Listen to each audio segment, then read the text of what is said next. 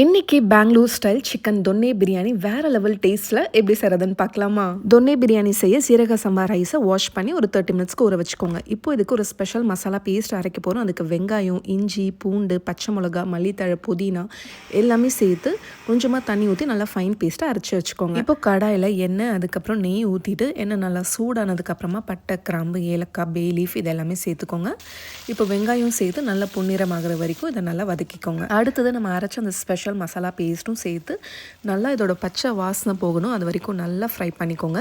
மற்ற பிரியாணி மாதிரியில் இதை வந்து ஒன்று நல்லா வதக்கணும், அப்போ தான் இதோட பச்சை வாசனை நல்லா போகும். ஒரு 10 to 15 மினிட்ஸ் ஆச்சும் இதை நல்லா வதக்கியிருப்பேன். இந்த மாதிரி நல்லா எண்ணெய் பிரிஞ்சு வந்ததுக்கப்புறமா தக்காளி வந்து பேஸ்ட் அரைச்சி வச்சுருக்கேன். இப்போ இதையும் சேர்த்து பச்சை வாசனை போகிற வரைக்கும் நல்லா வதக்கிக்கோங்க. அடுத்தது தயிரும் சேர்த்து நல்லா மிக்ஸ் பண்ணிவிட்டு இப்போ சிக்கன் சேர்த்து இந்த மசாலாலேயே நல்லா ஃப்ரை பண்ணிக்கோங்க. இப்போது தேவையான அளவு உப்பு சேர்த்துட்டு அடுத்தது மஞ்சள் தூள், மல்லித்தூள், சீரகத்தூள், அதுக்கப்புறம் பெப்பர் பவுடர். உங்கள் பிரியாணி இன்னும் கொஞ்சம் நல்லா ஃப்ளேவர்ஃபுல்லாக இருக்கணும்னா நம்மளோட தேசம் பிரியாணி மசாலா ஒரு டேபிள் ஸ்பூன் அளவுக்கு நான் சேர்த்துருக்கேன். நீங்கள் என்ன சமைச்சாலும் அதோட டேஸ்ட்டை நெக்ஸ்ட் லெவல் கொண்டு போகணுன்னா கண்டிப்பாக நம்மளோட தேசம் பிரியாணி மசாலா ட்ரை பண்ணி பாருங்கள். நீங்களும் எங்களோட பிரியாணி மசாலா ட்ரை பண்ணணும்னு ஆசைப்பட்டீங்கன்னா எங்களோட வெப்சைட் desamfoods.comலேயும் நீங்கள் ஆர்டர் பண்ணிக்கலாம். அப்படி இல்லைனா எங்களோட வாட்ஸ்அப் நம்பர்லேயும் நீங்கள் ஆர்டர் ப்ளேஸ் பண்ணிக்கலாம்.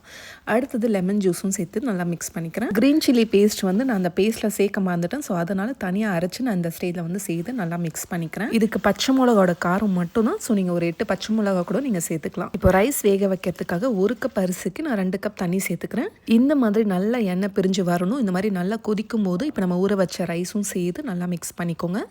இது ஒரு 10 மினிட்ஸ் நல்லா குக் ஆகட்டும். கொஞ்சம் நல்லா இந்த மாதிரி ட்ரை ஆனதுக்கு அப்புறமா இப்போ நம்ம இந்த ஸ்டேஜில் தம் போட்டுடலாம். இதுக்கு மேலே ஒரே ஒரு டீஸ்பூன் நெய் சேர்த்து மூடி வச்சு அடியில் பழைய தோசைக்கல்லும் மேலே நல்லா வெயிட்டான பாத்திரம் வச்சு தம் போட்டுருங்க.